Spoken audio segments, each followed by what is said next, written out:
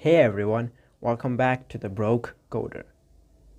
In this video, we'll be talking about what competitive programming is, how to get started, and how it is probably helpful to you, which it is, by the way, lots, trust me.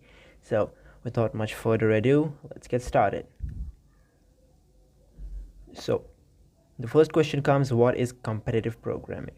Competitive programming is just normal programming, but with the added benefit or thing of doing problems that are extremely hard, or you do them under certain circumstances or constraints that make it a lot more challenging to you.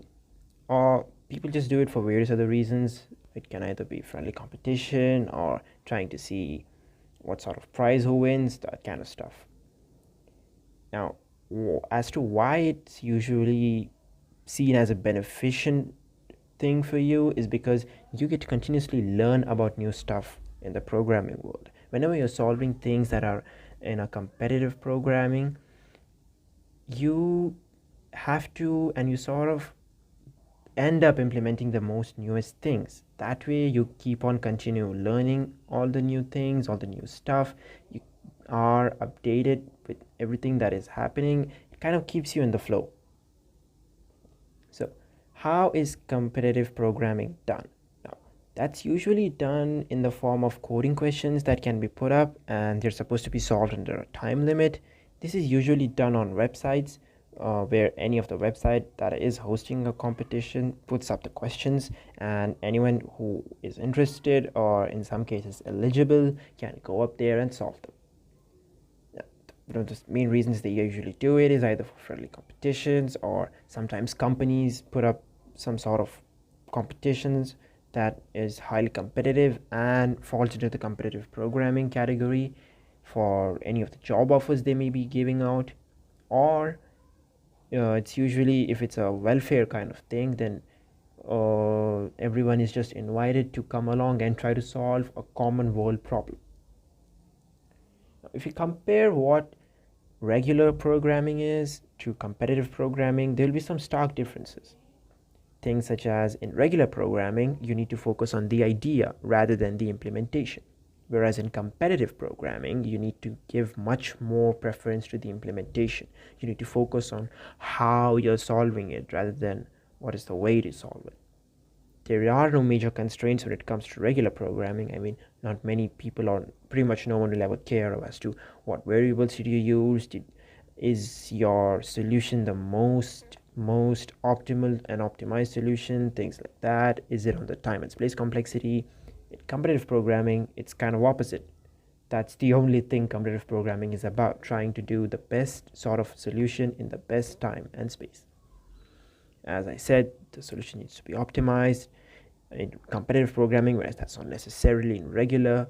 And in regular, you can just pretty much learn any language and you'll be able to solve any problem in regular. The same goes for competitive, but in some cases, some programming languages might hurt your time, or they may not have enough libraries or enough functionality in them to be able to implement those things. Now, what are the prerequisites or requirements for competitive programming?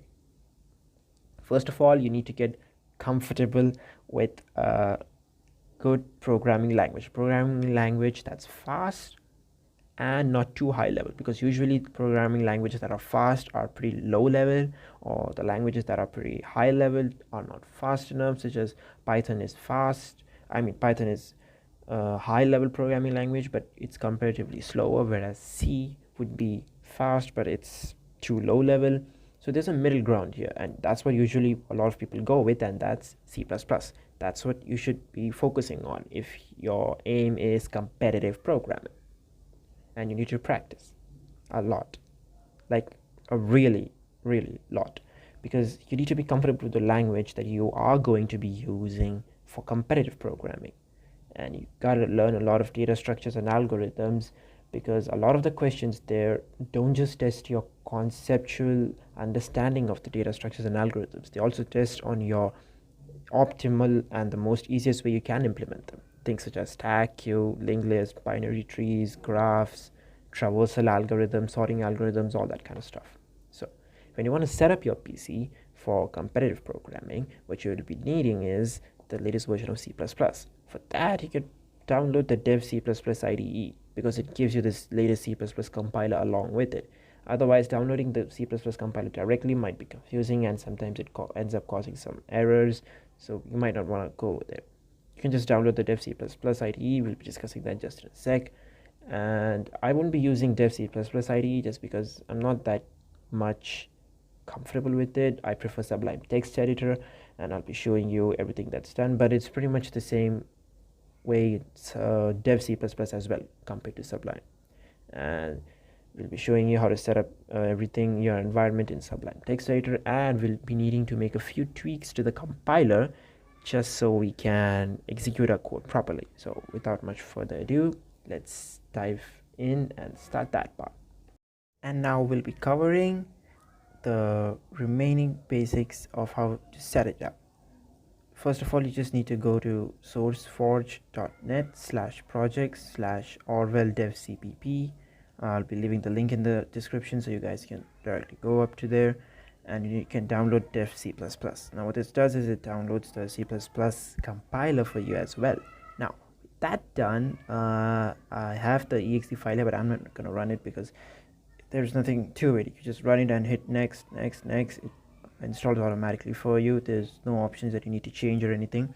How you can check that it has installed properly is you can run the run command, go to command prompt, and you can type gcc, and if it shows this to you, that saying there are no input files in here, that means that gcc is working, and g++, because g++ is the main one that we will be using. Now if it shows gcc is not recognized as bash command or the same for g++, that means it hasn't been added to your environment path variables. How to do that? You can go to your C drive, go to the place where you installed devcpp. In my case, I installed it in program files 86 devcpp. You can go to mingw64, that's the package that gives out all of the compilers. Go to bin, and in there you'll be seeing all of these exe files. You don't need to touch them, just copy this address, and what you can do is you can go here, go to the right click this PC, go to properties, go in advanced system settings, go in environment variables, and here you can select path, edit that, add a new path, and then just paste the address that you copied there from here. I'm not going to do that because I already have it here.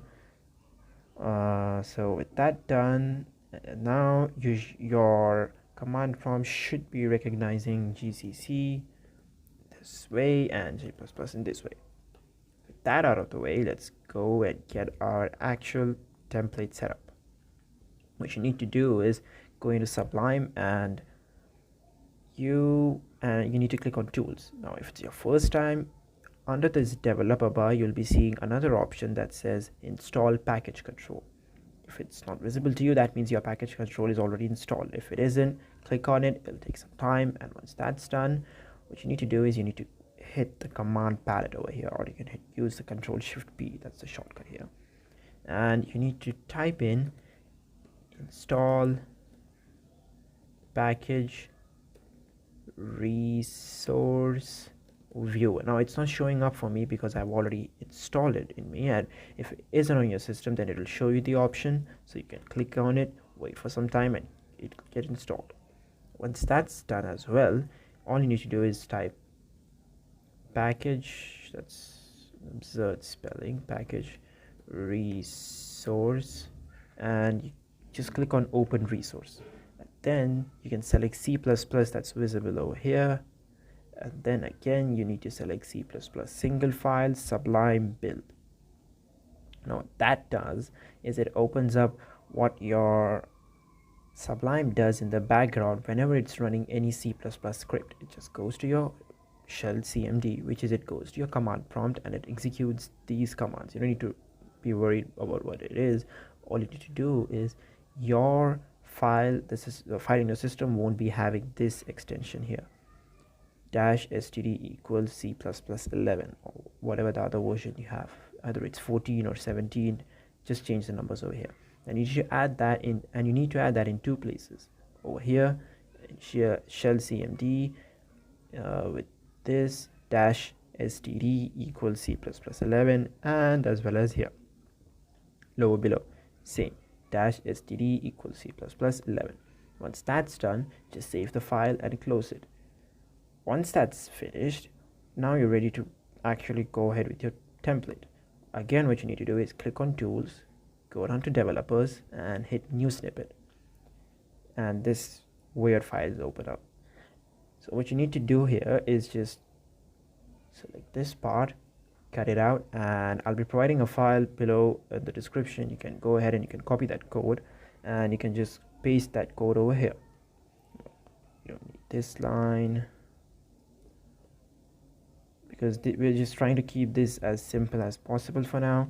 So if you try to read through it, you should be able to understand most of what it is. We don't need this line as well, since it's just a basic one.